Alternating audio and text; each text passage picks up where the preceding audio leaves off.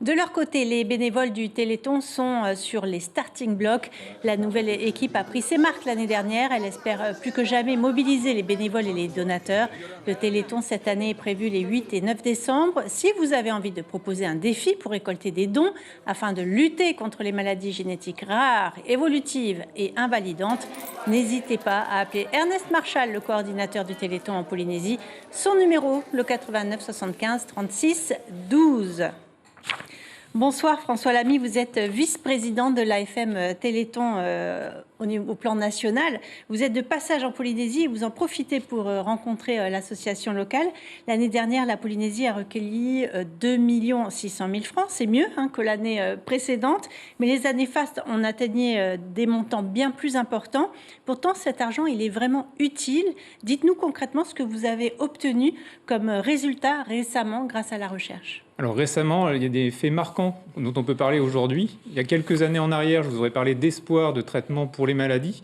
Et aujourd'hui, ça y est, enfin, pour certaines maladies, trop peu, mais quand même, des résultats spectaculaires dans des maladies extrêmement graves.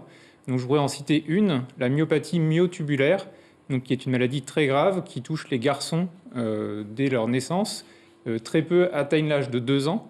Et un petit garçon qui s'appelle Jules a pu bénéficier d'un traitement par thérapie génique, donc un médicament très innovant, développé à Généthon.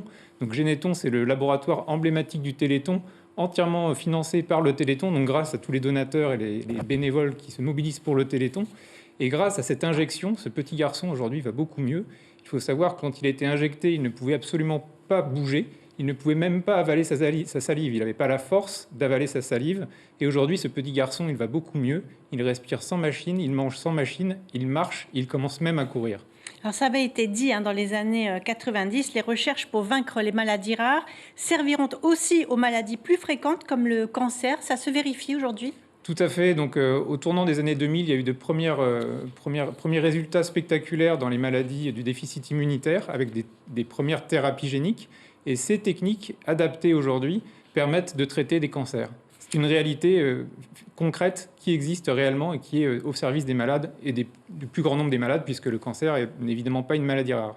Alors, l'AFM Téléthon est une organisation influente. Pourriez-vous aider la Polynésie en termes d'infrastructures? Elle manque cruellement pour les personnes handicapées. Le pays manque aussi d'auxiliaires de vie scolaire. Autre problème, certains soins spécifiques aux maladies rares ne sont pas pris en charge par notre caisse de prévoyance sociale. L'accessibilité aussi est un problème majeur. Bref, la liste est longue. Vous êtes là, vous êtes à Tahiti. Que pouvez-vous faire pour ces malades et leurs familles? Donc, ce sont des problématiques que l'on retrouve partout en France, y compris en métropole. Et notre rôle, c'est de nous mobiliser pour sensibiliser les pouvoirs publics à ces problématiques pour aller plus rapidement.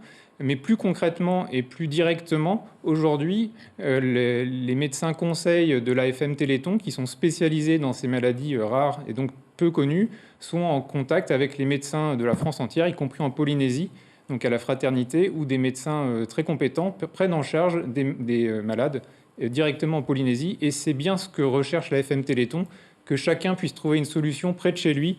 Des déserts médicaux, ça existe aussi en France. Et donc, on se bat aussi contre ça en mobilisant les pouvoirs publics, en faisant valoir le droit des malades. Il y a des lois qui existent et de les faire appliquer. Cette année, le thème du Téléthon, c'est « Muscle ton Téléthon ». Il y a un lien avec les Jeux Olympiques ? Bien sûr, donc c'est évidemment un double clin d'œil avec les maladies des muscles, puisque les maladies emblématiques du Téléthon sont les maladies des muscles. Et puis, on sera à 6 mois des Jeux Olympiques, donc c'est aussi un moment où tout le monde pourra se mobiliser pour le Téléthon, et tout en pensant que 6 mois plus tard, il y aura les Jeux Olympiques. Ici, c'est Thierry Trompette d'Hézerville qui sera la marraine du Téléthon. Elle a un enfant pour qui on la voit se battre au quotidien. C'est votre cas aussi, votre fils a une maladie rare. Vous déplacez des montagnes grâce à vos enfants ? Je ne sais pas si on déplace des montagnes, mais en tout cas, on se mobilise parce que c'est le seul moyen que l'on a aujourd'hui. Quand on a une maladie, un diagnostic d'une maladie extrêmement grave, il n'y a pas 36 solutions, on fonce. Et donc, tout est possible et on ne réfléchit pas trop au temps que ça prend, etc. On y va tous. Et donc, je pense que la marraine du Téléthon a été très bien choisie puisqu'elle sait, dans son cœur et dans son vécu, ce que tous les malades et parents de malades vivent au quotidien. Merci beaucoup François Lamy d'avoir été avec nous ce soir. Je rappelle que vous êtes le vice-président de l'AFM Téléthon. Merci beaucoup. Merci à vous. L'information en continu sur Polynésie la première, Internet et réseaux sociaux.